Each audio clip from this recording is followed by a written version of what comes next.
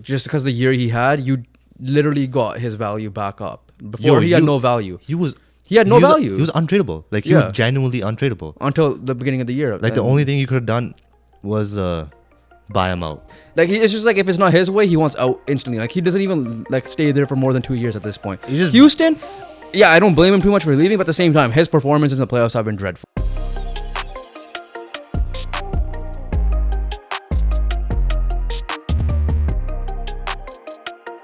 What's up, everybody? Welcome back to the BTR podcast.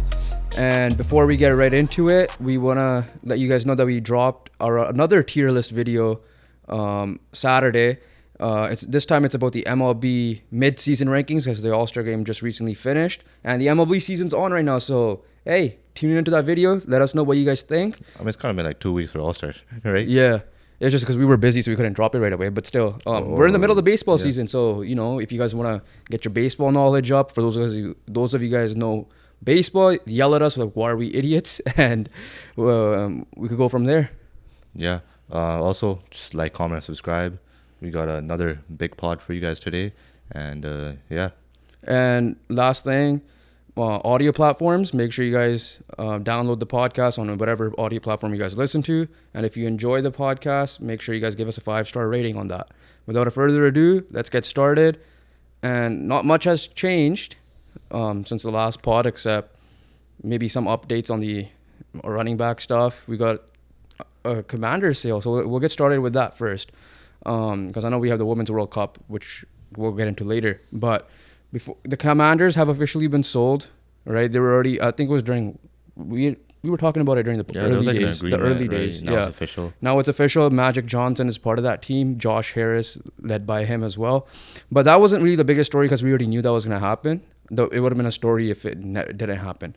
The bigger story now is two things. Dan Snyder is no longer involved, and he's now fined $60 million after the investigation. And that's pretty hefty, right? 60 million. Now, maybe not for him because he just got a sale out of this, but I'm just saying in general, 60 million is a huge fine. Normally we just see like, yeah, here's $5,000 or $50,000, like nothing in the millions. It was a pretty lengthy investigation too, right? Yeah, because this like incident happened in like 2000. It was this incident that caused John Gruden to get fired. Remember? Yeah. They were looking at this, and all of a sudden they found some John Gruden but stuff. It's not like Dan Snyder had one thing. He had like multiple. Oh yeah, things. So I'm gonna go into this a little bit. So I guess this is what they've found. I'm not gonna say allegedly, or this is reported now. Sexually harassed a team employee and oversaw team executives who deliberately withheld millions of dollars in revenue from other clubs. So not only sexual assault, business fraudulent stuff going on there. They released a 23-page report detailing the findings of an independent investigation into Schneider's conduct. After just minutes, the owners approved the Commanders sale to Josh Harris for a record, by the way, of $6.05 billion. And keep in mind, NHL recently, the Senators got sold only for like $950 million. So you can see how big the thing is. The fine represents 1% of the sale price. That's where the $60 million comes from. Schneider bought the team known as the Redskins back then for $800 million. So the report concluded that Schneider sexually harassed former team employee Tiffany Johnston. Alleged allegations that Johnston first made last year in front of a House committee. Schneider placed his hand on Johnston's thigh at a team dinner and pushed her toward his car as they were leaving the restaurant, which is what the report indicated. By the way, this is all coming from the Score app, so this is where I'm getting the news from. The findings do speak for themselves. In both cases, it's inappropriate, it's wrong, it doesn't match our values, according to Roger Goodell.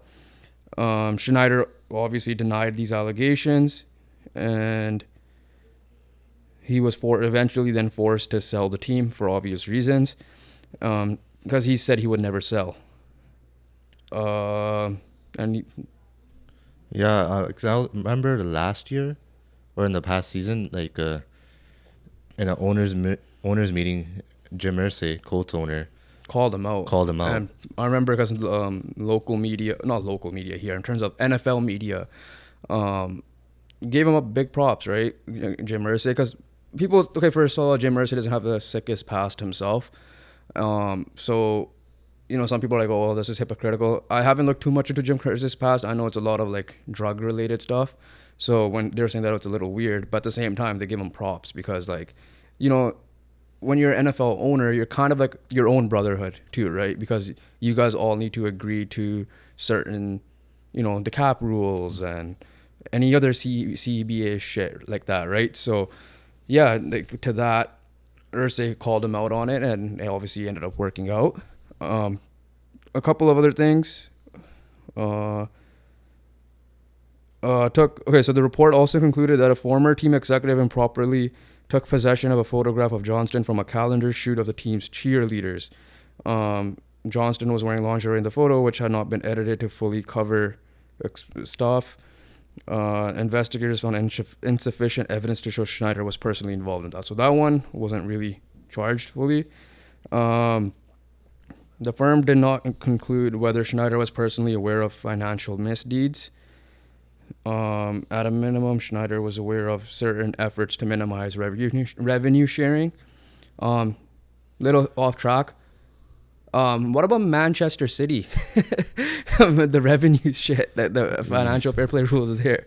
But anyways, let me get back into this. I know it's not a right time to joke, but so essentially, so it just goes into that. Right? Yeah. That's essentially the story. I'm just trying to see if I'm not missing anything.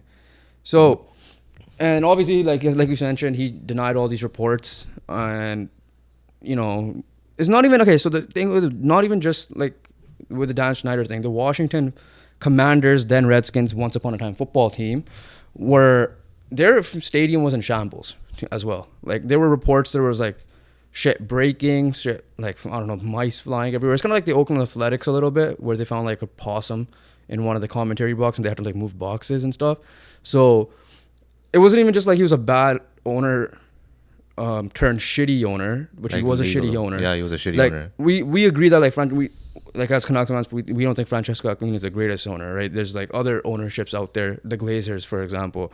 They're just bad owners because we just feel like they should not be involved in certain things, right? This is next level shit. It's like you adding all these at the time allegations now being reported that it did happen with all the investigations. So overall, he was probably gonna get like to sell the team chance anyways, and then this obviously helped propel it. Obviously, I'm not saying it's the right way to sell a team, because you don't want to hear a story of, like this. Because I'm not saying because of Dan Snyder, because fuck that guy. I'm talking about like the victims in this case, right? And then obviously the revenue sharing. Well, that one I could see like other teams doing it as well, but I'm just saying this one obviously got reported, and yeah, we're glad he's out. The thing that sucks is, well, he's $6 billion richer now. Obviously, $60 million goes into the fine, and whatever. Once he has to settle his debts overall, because I heard he had a lot of debts when I was listening to the radio yesterday, and he couldn't really afford the team back then. But now, obviously, it just sucks that he's $6 billion richer, whatever he has to pay out. Yeah, it's just like he needed to go a long time ago, basically, and it just took him this long. And obviously, when you're taking this long, as you could tell, like from back then to now. Sports teams their stock are on the rise, basically, right? Yeah, so then, sure. like, you buy a team for like what in the 800 millions, and you could sell them for like what around 4 or 5 billion, 6 billion in this case. I'm gonna look up the Denver Broncos quickly, but keep going. And then, he was always gonna get money, right? That was the thing. Yeah. Like, no matter what happened, he was gonna be richer. No matter what happens, he was gonna get a $1 billion sale, which he got $6 billion out of, and. Yeah, so it's like the girl, like the woman, got a little bit of justice, obviously, but then to what extent, really? Because Snyder's still like. And how long this was going for, right? Like this happened now. Yeah. When he sold like earlier in the year, but just to keep in mind, the Denver Broncos, which was sold last year, was for 4.65 billion, and. So this is obviously 6.05.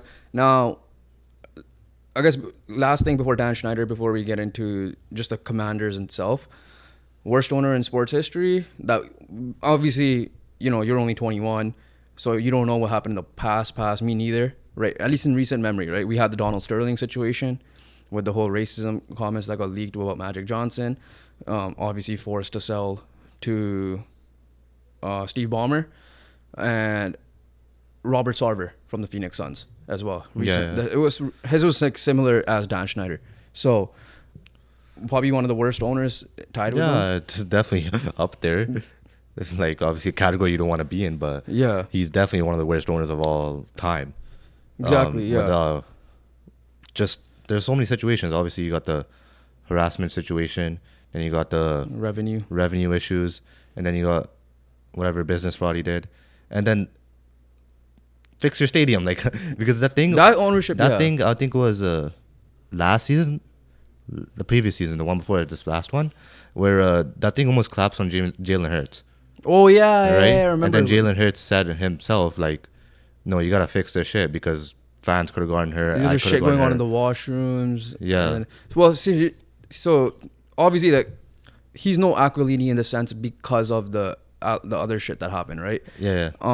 Like, that's where we think Aquilini and the Glazers are bad because they're not upgrading shit. They're either in debt, like the Glazers are, or Aquilini. Like, remember UFC? The thing fell. Yeah, the thing fell in Rogers as Arena. well, right? So, but in this case, like, yeah, like shit that Sarver did, shit that Dan Snyder did. It's not even like, oh yeah, you're using the money to like make your team better. It's just like you're making your egos better. You're like, a lot of these especially these older owners think that they could run shit because they're billionaires.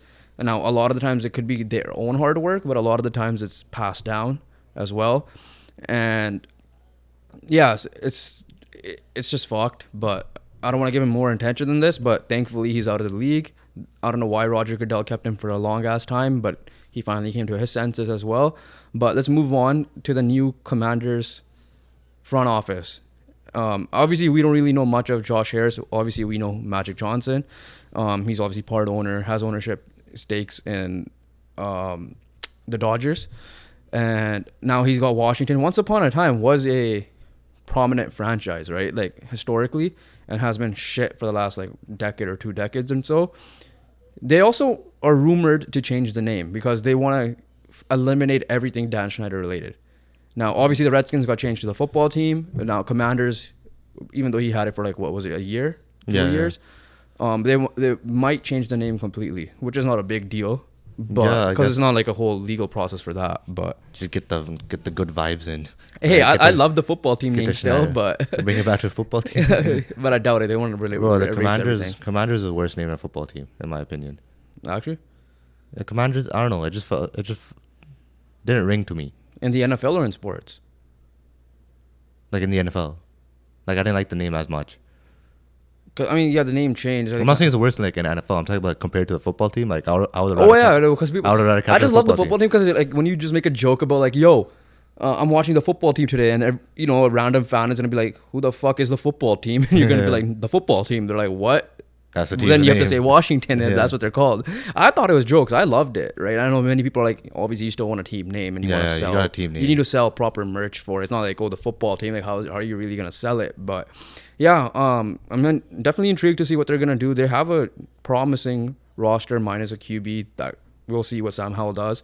But like it's surprising to me that Ron Rivera was the head coach in that situation. So that's a little weird to me, but. Because knowing what Ron Rivera's story was, obviously money talks, so people need to pay bills. But yeah, that's the whole Commanders / Dan Snyder situation. Anything you want to say before we move on to the next thing? The thing is, like, the Commanders actually have like a decent football team. Yeah, like on the field. And this is where like their prominent second overall pick Chase Young stuck with injuries and who might be on the move, but like their offense, you have a solid D line, one healthy. Number one. You have a stud wide receiver 1 in Terry McLaurin. Logan Thomas is a good tight end himself. They added Jahan Dotson, who had a pretty good rookie year. Jahan Dotson, which is another wide receiver. Obviously, you have quarterback issues. You got to figure that out. And consistent running back play. We've seen flashes from running Gibson, back play. You got Antonio Gibson. You got Brian Robinson. Oh no, yeah. But he honestly played. We got shot in the leg in the offseason and managed to play like almost a full year. Yeah. But yeah, you mentioned running backs. Let's move on to the running backs thing. If you guys missed the last episode, check it out. We do talk about the whole running back issue going on around the league. And I guess first off, a meeting was made yesterday, led It was by a Zoom meeting, yeah. Zoom meeting. I think it was led by Eckler. because obviously Austin Eckler is a big piece of this. We didn't mention it much. He wanted out first because of that, but he didn't get traded and he didn't get the contract he wanted. And it is a weird situation in that sense because if you're not going to pay him, then why do you hold him with high value? Because clearly the rest of the league is doing the exact same thing the Chargers are doing. So if you're trying to get rid of him and his cap, how the hell are you going to trade him for, like, I want a first-round pick for him, right? The same thing happened with Dalvin Cook. The reason you're getting rid of him is because of the cap, but you're thinking other teams are, you could catch the team off guard, for example, but at the same time, it's like, well, the other teams are literally doing the exact same thing you guys are doing. So why are you not just releasing him like Dalvin Cook got released, or just trade him for something like a 6th-round pick, right? So I don't understand that, but big names were included in that meeting. I think Dalvin Cook missed it because he was at his son's or one of his child's camp or something. Yeah. But like Jonathan Taylor was in there, Derrick Henry was in there, Nick Chubb was in there, Christian McCaffrey's in there. So that's the update. But how is this meeting gonna really help the situation? I don't know. Or It's just a position. Like they said themselves, like they're handcuffed, right? In the meeting, Nick Chubb said that, like, they're in a situation where, like, if you are producing to the maximum, like, your output, like, what you're producing is like 2,000 yards, right? Next year, they'll be like, okay, you're worn out. The owners will be like, you're worn out. I can't trust you to be on the field again. Yeah. That's the situation they're in. Because the more they produce, the more their body gets hit, the more they have to run through people. And it's not like cornerbacks are tackling him. You got like 300-pound D linemen tackling him, basically, right? 250+ pound D linemen tackling him. Those are big guys, and them absolutely hitting you every time you touch the ball is gonna take a toll on your body, and that is the risk factor of being a running back. It's just the situation right now. You can't do anything. You genuinely can't. So, I don't get, like, is this meeting really gonna change anything? Is everybody gonna just sit out and then prove like, okay, now try to win without us? Yeah, like what is realistically like? You're telling me that Christian McCaffrey, who has a contract, is gonna sit out and get fined, right? It's a different situation with a guy like Saquon Barkley, right? It's a different situation with a guy like Dalvin Cook. They're free agents, so they can sit out if they want to, right? Well, Dalvin Cook's a free agent, so he might be in trouble. But I'm saying like a guy like Saquon Barkley, guy like Josh Jacobs, those guys can afford to do this and then hope that their team doesn't do well. To me, Saquon Barkley can make the biggest impact. Yeah. Because Jacobs, Raiders were shit, and Jacobs had a good year, right? Yeah. So there's no impact Jacobs could really make. Tony Pollard, could affect the Cowboys because he's like their only running back now. Like that's like up there in level. Yeah. Because Zeke is not there.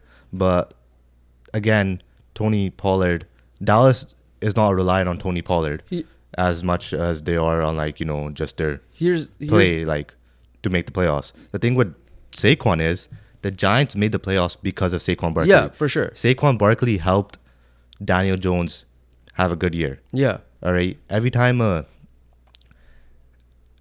Daniel Jones struggled, it was when Saquon was injured, right? And then Daniel Jones got his contract. Obviously, quarterback makes sense, but then Jones could use his legs as well. So also that's a good combination, right? Combination, right? But Saquon propelled this team because Daniel Jones was healthy. Daniel Jones was healthy the whole time. Saquon wasn't. Saquon has a healthy year and a good year, propelled this team to a playoff team. Saquon's got so to me, Saquon has the biggest impact because if he sits out and the Giants don't make the playoffs... 100%. Pass catching abilities is also there as well. Yeah, if the Giants don't make the playoffs and Saquon sits out, this proves that Giants are nothing without Saquon. Yeah, no. So Saquon's got to hope this Le'Veon Bell shit doesn't happen because Le'Veon Bell sat down.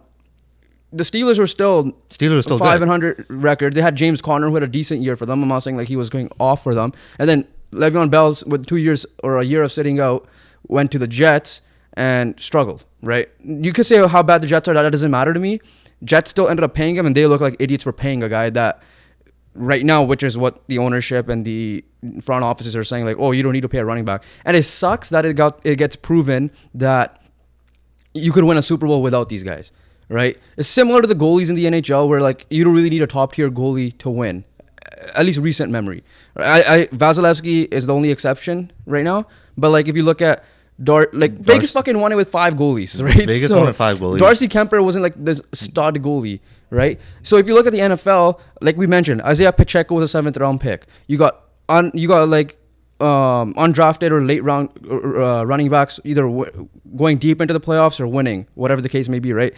Like I said, the last one I could think of the top of my head was Marshawn Lynch. That really wasn't impactful. Super Bowl winner, Super Bowl finalist the year after that. Yeah, like he's the upper echelon guy. Like after echelon. that, like only one I could think of is Leonard Fournette for Tampa Bay because. But again, he was released for a reason. Yeah, I know, but he refound his form, right? Like he was at the right time. But then look what happened the year after. Yeah, I know, but I'm just saying that year he was a big impact of why Tampa Bay won. Yeah, so for me, it's like Saquon Barkley. Better hope to God, because I'm going to allude this to it, because the Giants made 2 signings. Cole Beasley is a slot receiver. He's reuniting with Brian Daboll. But they made a signing in James Robinson. James Robinson's an undrafted free agent. Undrafted player.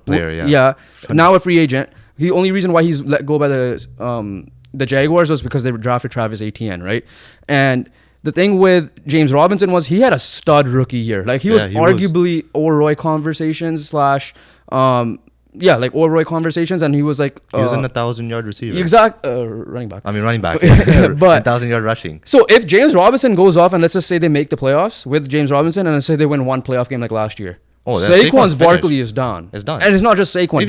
You're gonna look at Jonathan Taylor. Yeah. You're gonna look at DeAndre Swift. You're gonna look at Gus Edwards, all these later, Kenneth Walker eventually, Breece Hall eventually. You're going to be like, okay, well, look, you are easily replaceable. And that's the part that sucks. We understand there's elite running backs, but again, the body toll, like you were mentioning earlier, is the big issue there. That like, okay, that I think they need to do a different CBA just for the running back.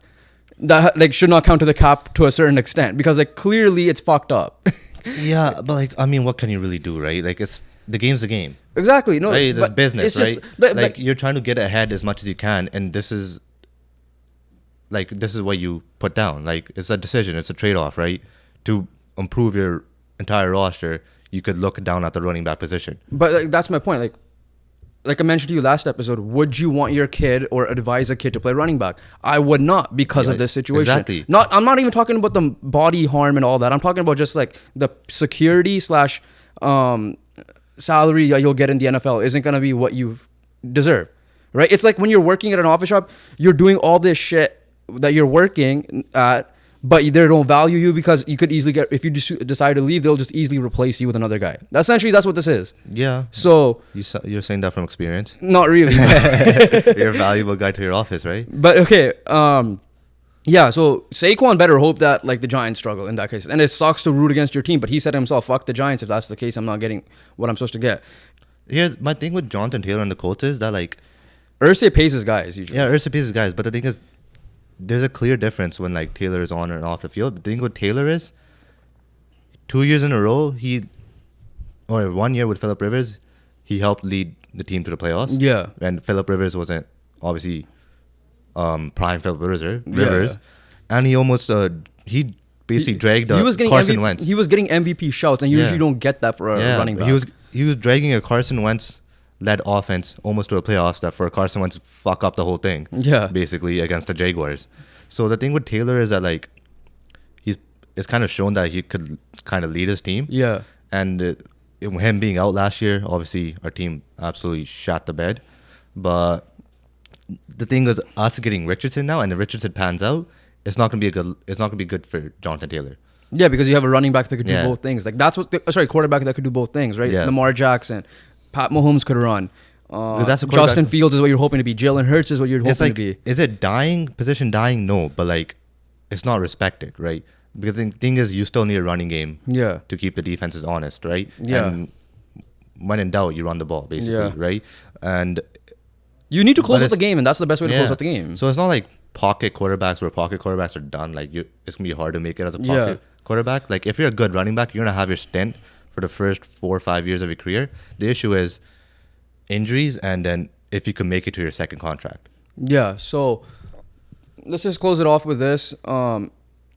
two things to close off with. One, to end this conversation, I want to see dominant running back play mixed in with the passing game. Like I mentioned it with like the NBA, it was so much heavily three or layup or dunk. Right now they do that mid-range game back. Same thing. I'm looking for the NFL. I don't want to see just pass-heavy offenses or straight running either. Right. At the end of the day, like pass offenses is what is needed. Dual quarterbacks is what's needed. But do you think it's like a cycle where like old school was running the ball, but now it's going back to pass offense? But then when 20 years down the line, right, or like in the future, it could just go back to being run dominant again? We need to see like some of these top guys they're not going to pay. Let's just say they're free agents. Let's just say Saquon doesn't sign his tag, right? Jacobs does not sign his tag. Pollard and all these guys, whatever. How good the running game is going to be, right? If a bunch of, like, let's just say James Robinson's up there, then unfortunately we're in trouble. They're in trouble. It's just like, you still need a run game, but you're telling me a guy, I'm going to allude to this now, Melvin Gordon just signed with the Ravens. You think a guy like Melvin Gordon doesn't want money and doesn't want, like, you need to still pay for your family, right? Like Saquon can't, like $10 million is still a lot of money. Yeah. Ask Connor McDavid. He's making $12 million. That's $2 million more than a guy like that, right? PD is making $7 million, for example, and he's an elite player in the NHL. Not Melvin Gordon. Saquon is still going to sign a $10 million contract, but the problem is the longevity. That's the part where it sucks, but yeah.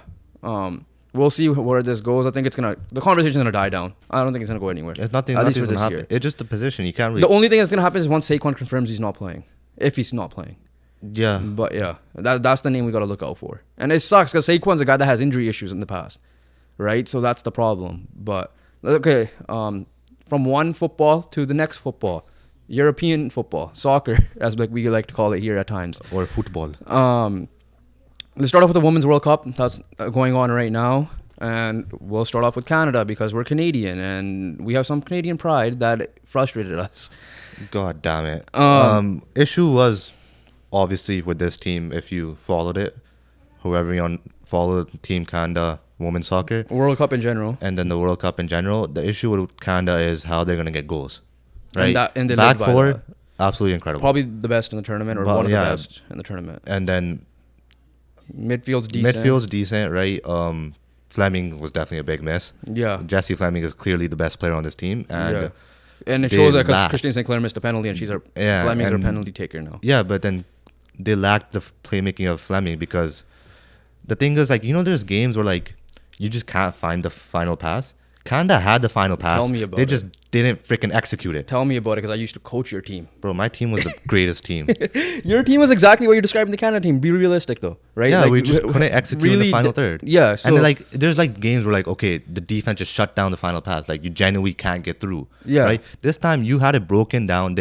You had the spaces. You had freaking Christine Sinclair overhitting through balls. 40-year-old. Was another one. Chloe Lacoste. Did well. Lacoste came on, did well, but then she did very well. She did very well, but then there was a 2-on-1 situation where she messed it up. Where she decided to take the defender on 1-on-1 instead of just playing an early ball across. Vienne, who subbed on herself, who did pretty well. Again, did very well. Had the situation where she just randomly turned around and shot it, but clearly should have laid it off top of the box for a better opportunity. Exactly.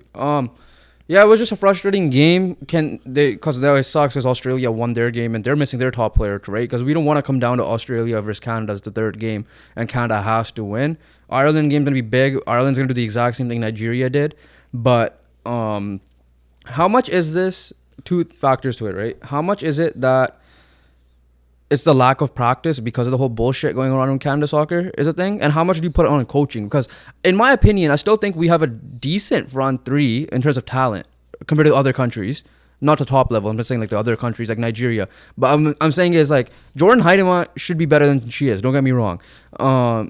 Adriana Leon, Jade Rose, Vienne. How much is it, do you think is a coaching factor not the style of play that the offense is not going together either? Yeah, because if you think about it, it's kind of like a 4-5-1. And games like this, obviously, I feel like it could be a little bit more of an attacking structure. Maybe you could have gone a 4-4-2, doubles up. Yeah, it was 4-2-3-1, but yeah. It was 4-2-3-1, but like More defensive. It was like 4-5-1 ish. Yeah, no, like for me, it's like then I gotta blame coaching more than the players at times too in this case. Yeah, but in this case, the reason why the attacking lacked is that your winger play was absolutely dreadful. Yeah. Right. Until Khalil Lacoste came on, and then Jordan Hanna got moved to the wing. Yeah, until Haidama got moved to wing, because honestly, Haidama, Up and down game, nothing. this is probably the best game I've seen her play, because her impact before in previous World Cups and Olympics, I did not see her do much. Yeah. And at least this time, she was able to drive the ball up the field. Yeah. Like whether it be, her, because she has some decent pace. She was able to take on defenders one-on-one. Yeah. And yes, she wasn't successful all the time, but at least she made an impact this game. So that's why it's probably the best game I've seen her play for Canada. So, but when she moved to the wing and Lacoste came on, it felt a little bit more threatening, because we got wingers who were able to win their one-on-ones. Yeah, we won. When we had Leon and Jade Rose. Jade Rose on, right? It was Rose? Yeah, I'll confirm the name, but yeah. I'm pretty sure it's Deanne Rose. Oh, one of the Roses is injured, I think. So I think Jade Rose is the one that's injured. But whatever. They weren't dominant enough on the wings. We couldn't create anything from width. Everything had to be forced through the middle. And obviously, smart defending teams protect their net. They're going to protect the middle. They're trying to force you up. Deanne Rose. It's Deanne Rose, right? Yeah. They're going to force you out wide, right? Yeah. I think it was Jade Riviere. You're probably going to mix up with that. No, I think there's a Rose that was injured too. That's why. That was her. She came back. No. Like That's right Michelle. before the tournament. Right before the tournament. But yeah. So yeah, Jade Rose. That's the one that got injured before. Okay, yeah. So there was just winger play was absolutely dreadful in that game, where now you're not a dynamic offense, because you got to be able to attack down the middle and on the width, but they weren't able to do anything on the width. Doesn't help when Janine Becky's injured too, even though she struggled in the Olympics, but she's still a threat in my opinion, right? Jessie Fleming, hopefully she gets on next game. This team's nothing. I don't think she starts next game either. She didn't play a whole game unless she's fully ready. Unless they're just didn't take any risk and try to protect her for the next game. But this team is clear that Jessie Fleming is needed if they want to score goals. The other big story is how they pretty much won the Olympics. They haven't scored an open play for a while. They're defensively sound, win a penalty, and score from the penalty, which is Jessie Fleming is the only girl that has done that. Christine St. Clair, unfortunately, couldn't make history to be the first woman to play in 6 World Cups, which is still insane to say. Though at the end of the day, she's still a legend. She's still the Canadian GOAT of soccer, but couldn't hit the penalty. But you know what's crazy? Alex Morgan also missed a penalty. So it's like, what the hell's going on here, right? US still ended up doing what they needed to do, 1-3-0, right? And yeah, let's move on from Canada soccer quickly. Ireland is obviously last thing. Ireland. When's the game? It's gonna be a big game. 5 a.m. buddy, get ready. When? Like Wednesday. Oh yeah. So we record Wednesday night, so we'll be watching the game before I go to work. Okay, yeah. Yeah. Other games, kind of a little bit of a surprise. Let me just get the results up here. No big surprises other than like the teams that are handling business are handling business. England barely beat Haiti, which is a little surprising there. South Africa was actually leading on Sweden. I was watching that game last night. Netherlands beat Portugal, which is normal. France tied Jamaica. That was like the only major surprise I saw. Yeah, France dropping points. Yeah. So obviously I know this is not as tuned in as then Canada dropping points as well. Exactly. So those are the two biggest dropping points was the two biggest disappointments of round 1 of games basically. All right. So that's the Women's World Cup. Like I said, if you're Canadian or whatever country, support. Hey, if you guys are from another country, let us know down below what country you're from and if you're supporting them. Yeah. Next news, big news that happened. Kylian Mbappe. PSG has announced that he's no longer on the tour, like part of the tour, so he hasn't left on the tour. He's training with other Reserve PSG, squads. like PSG, I guess rejects. Julian Draxler is a name I haven't heard in a long time, and he's in that. Because they're trying to get him to sign a new contract or sell him. And to be honest, I agree with it, right? Like, you don't want to let Mbappe go for free. And, like, Mbappe has leverage, but so does PSG. Mbappe has more leverage because he could literally leave for free.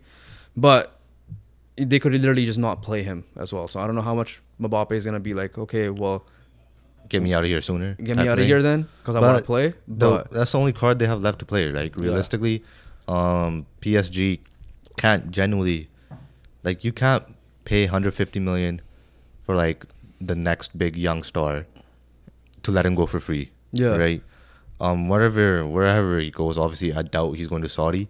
But like, I saw the rumor that yeah. where Saudi's willing to pay 1 year, 400 million just for him to play for 1 year. Just I for think 1 the year. Messi club, Al Hilal. I believe. Yeah. So Well, not Messi's club, but Messi's club that Messi's he could have signed to. rumored club, Yeah. and then it's the only card they have left to play because you can't let this guy go for free. Genuinely, it's like Otani, you can't let him go for free. Yeah. It's just like anyone's best player, right? You spent a lot of money on him, and you need the money back unless you're breaking more FFP rules. I don't know, but Yeah, no, it's an intriguing situation because he obviously they're wants doing to- the right thing. There's like, no, it's not. It's like not a surprise rumor that he wants Madrid, and Madrid knows that they could just get Madrid's him for playing free. smart, yeah. Yeah, so And then PSG's PSG were obviously stupid not to accept the 200 million back then. That was Yeah. rumored. I don't know how legit it was, but that was rumored. And then they obviously had to overpay for that year. But yeah, I mean, good on PSG for holding their stand. PSG's because making a smart decision. They need to, right? Making This a is something the Angels are not doing, fucking idiots. Yeah. But yeah. So we mentioned Messi. PSG was Messi's former club. Messi made his debut for Inter Milan. And Miami. Miami. And second half came on for the last. Him and Sergio Busquets both were were subs. Came on in the second half about 55th minute, I believe it was, and it was okay. The other team ended up scoring. It was a Leagues Cup, which is the stupidest name I ever heard. But essentially, it's the Liga MX in Mexico and the MLS clubs together form their own like Champions League type of thing. Yeah. But the 93rd minute hits and So it was a 1-0 1-1 game. Yeah. When Inter Miami leading. yeah, Messi subs on and Busquets sub on. they're tied 1-1. They're tied 1-1, and then you got a free kick in the 93rd Third minute. Steps up Messi and Messi fashion hits it. Wins the game in the 93rd minute and stoppage time. So And then obviously you got like LeBron in the crowd, Kim Serena Williams Kardashian's in the in the crowd. crowd. He broke the Kim Kardashian curse, right? Yeah, I know. He is truly the GOAT. Yeah. He broke the Drake curse and now he broke the Kardashian curse. Yeah. But we mentioned this Leagues Cup. Our local squad, the Whitecaps, man. What the hell was that PK? Bro, it was so close of going. There's 11 men to take a PK. The final, right? so just to let you guys know, the final PK score was 16. Like the game was 2-2. The final PKs were 16-15 for. I forgot the team name. I'll look it up. But So basically, they went one round of shooting. yeah, Goalie shot. They both scored. PK is still continuing on, and then you got to a point where round two Club of Leon. shooters. Sorry, Club round Leon. two of shooters. Yeah. And then you got to a point where the goalies could have potentially shot again. You got to like yeah.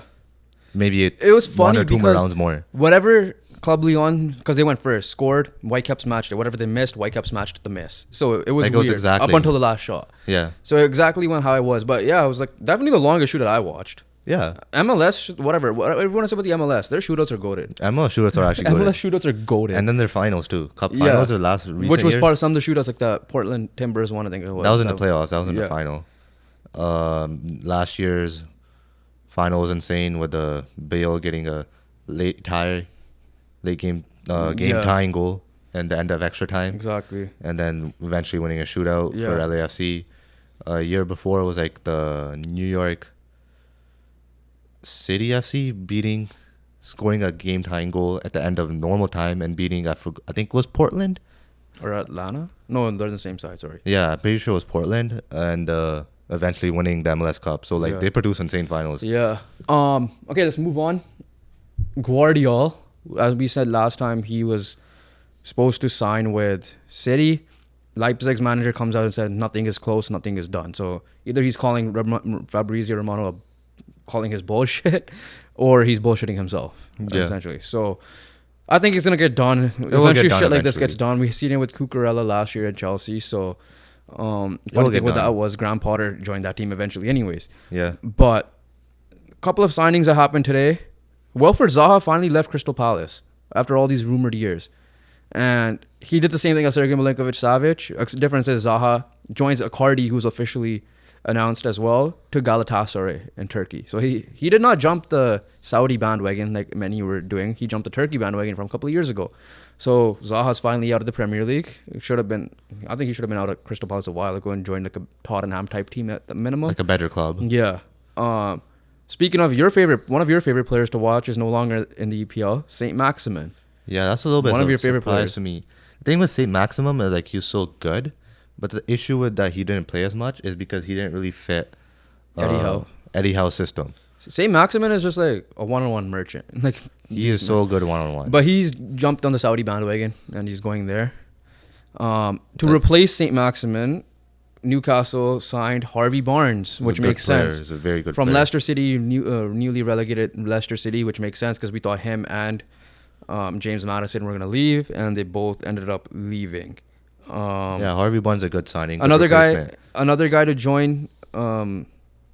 This was recently just announced. Another guy to join was the Saudi League. Mitrovic is finally gone. Before he was holding out, there should be agreement of the deal.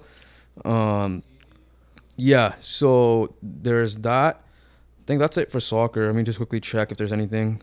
Man United are now focused on Rasmus Højlund and Harry Kane.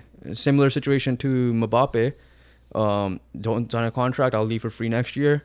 Bayern Munich and Man United are obviously the heaviest linked teams there. Maybe even Real Madrid. But Real Madrid don't have a striker either. Fulham is going to replace who did I say? Mitrovic with Raul Jimenez. Yeah, he's from Wolves. So he's jumping ship there. So that's it for the soccer. Nothing that I see here big. Let's go to the MLB. Two things happened. The Ohtani thing you mentioned earlier. Nothing has been decided yet if they're going to get rid of him. And right now, if they're looking at doing the opposite of Mbappe PSG situation, then they're stupid. If not, then just trade him. Literally, the trade deadline's in a couple of weeks, August 1st. Just trade him already because he's not going to stay. You guys are shitting the bed right now. Mike Trout's usually never healthy. Even when he is healthy, you guys still shit the bed. So there's no reason they shouldn't be first in that division. But when they were both healthy, they don't have the pitching. They genuinely don't have the pitching. So that's the Ohtani update. We'll just see what happens after. Another update is the Blue Jays finally beat the Mariners. Yeah, true. Yeah, I just saw that. I was going to mention it. But yeah, we already mentioned our whole Mariners Blue Jays talk about the whole during the All-Star break. But let's go into the Hall of Fame quickly. It was announced, the inductees were announced a while ago, but they got inducted today. Former Blue Jay Scott Rowland, a guy we watched, but he was more known for the Cardinals, Hall of Famer, and Fred McGriff, also a Hall of Famer. Don't know much about him. That was before I watched baseball. Question for you, though. How much do you hate the fact that there's a 10-year eligibility? So, for example, if McGillney is in the MLB, he would not be eligible for the Hall of Fame. Yeah, it sucks, right? Like, why are you having a limit? Because there's going to be a year where, like, you're not going to have many people, like, many star-studded inductees, right? Yeah. So then that'll give room for people, like, that may not have those, like, decorated careers, but, like, still a lot of it is also had Hall of Fame worthy enough. A lot of it is also because of the steroid era. So none of those, like Clemens is officially out, Barry Bonds is officially out. Who would surprise you to say because he has the most home runs. Yeah. Mark McGwire, Sammy Sosa, and all these guys. But like, there's some names I'm looking at. I'm like, because you need first of all, you need a certain amount of vote just to be eligible for the next year, and then this process is so weird, it's right? It's so strict and like.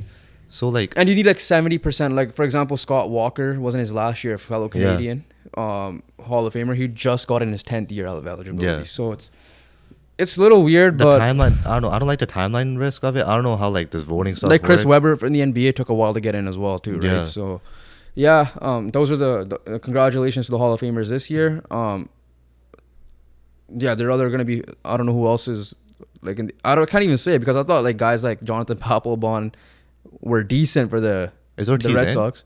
I think Ortiz is in already. Already, right? Yeah. A-Rod's not going to get in, I think. A-Rod because he got suspended for that. Yeah. I think Big Papi was like first ballot. Yeah, Big Papi had to be first ballot. Yeah. Even like with him, people were saying, well, there were situations with Minnesota before he joined. Hall of Fame, David Ortiz. Yeah, he's in. Yeah. I think Jeter's already in too. Mariano Rivera. Yeah. So like out of the current ones, it's gonna be probably Ohtani and Trout have to be eventually. But like from the older guys, Pujols, I know he's retired now. He's a first ballot. Miguel Cabrera, who's playing. Molina. Joey Votto's a Hall of Famer, right? He's got to be.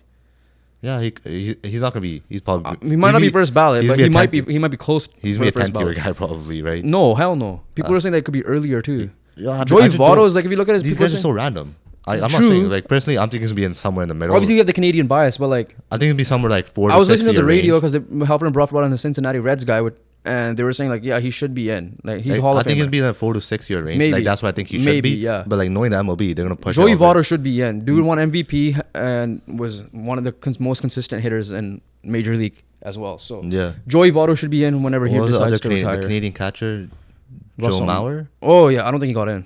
And then there's Justin Morneau. I don't think he got in either. Those guys didn't get in. I remember seeing like names that Jimmy Rollins and all these guys got knocked out. But moving on, we got a couple more things. You know, not gonna be a long pod today, but Vince Dunn has officially avoided arbitration and he signed a pretty big contract. 4 years, $29.4 million, so roughly over $7 a year.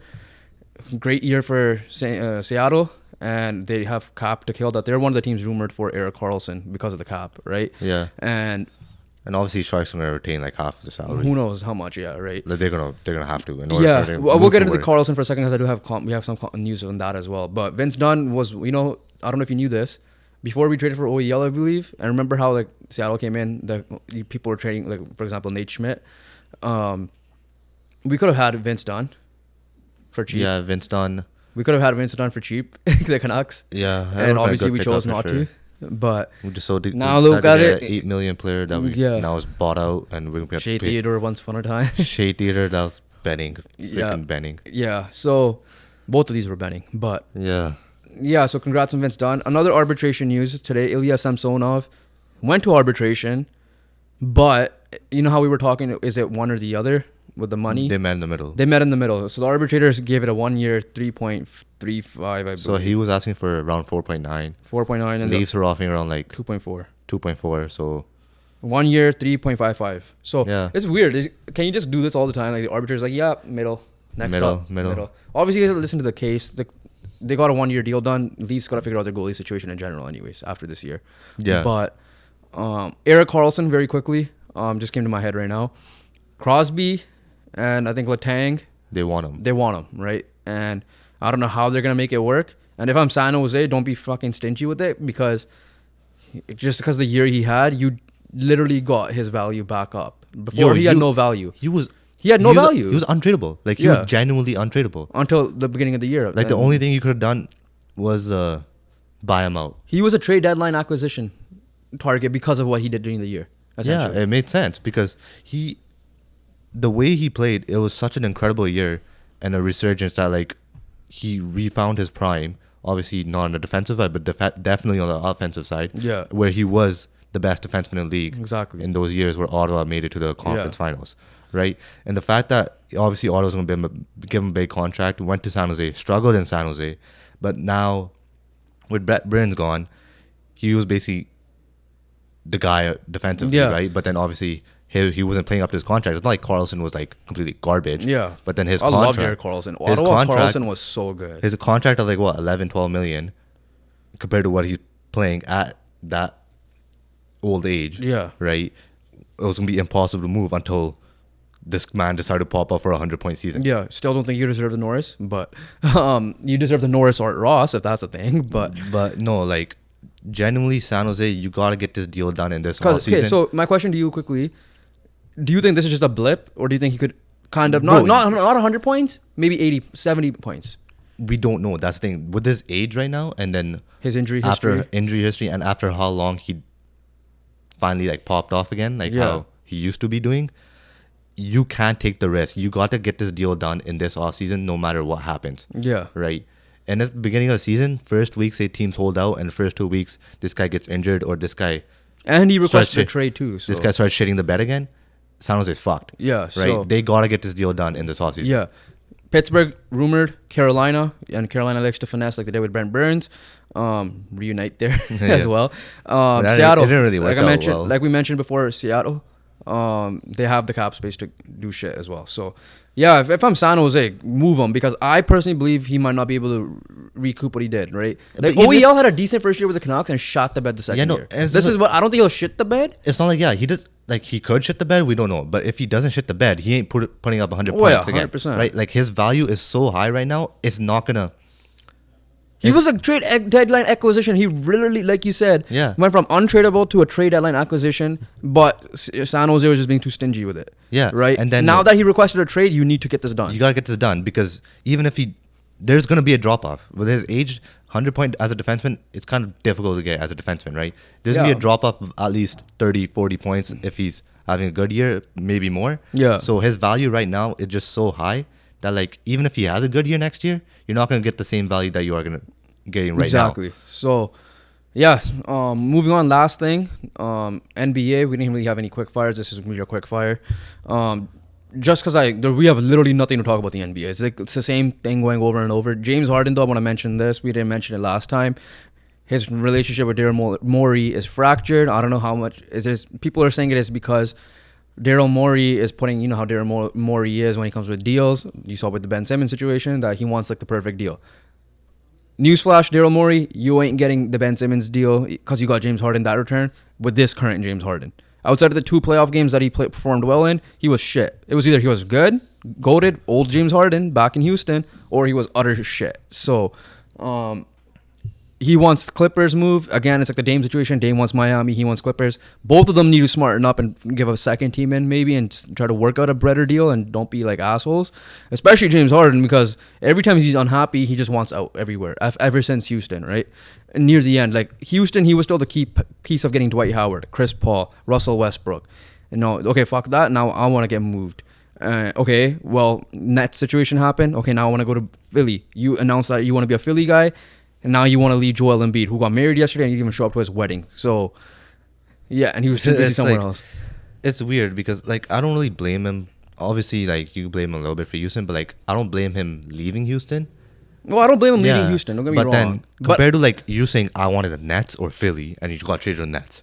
And you're like, yo, I never wanted the Nets. I always wanted Philly. You got traded to Philly. And now you're like, I want It's just like he's being a diva. He's like, I'm unhappy. I'm not getting the touches here. This is why, as much as people hated the KD move to the Warriors, it was some of the fun basketball you've seen, which is why I think the Suns will do well. Because I feel like those guys are unselfish. Yeah, KD could manage it. KD's done it before. I'm just saying in general. Devin Booker wanted this the whole entire time. Unselfish. He's not going to fuck it Bradley up. Beal's not going to be that type of guy either. Bradley Beal knows it's Devin Booker's team. Yeah, so in this case, like, Harden's just being a diva. Like, where he goes to the Clippers, oh, I wasn't getting the ball enough from Kawhi. I want to go to, I don't know, fucking, what other good teams out there right now? Yeah. I want to join Kyrie again in Dallas. Like, you ain't, like, it's just like, if it's not his way, he wants out instantly. Like, he doesn't even, like, stay there for more than 2 years at this point. Houston, yeah, I don't blame him too much for leaving, but at the same time, his performances in the playoffs have been dreadful. Like, he's not been clutch and stuff like that. So, like I said, I'm all for player movement. But this is a little excessive at times. This is excessive.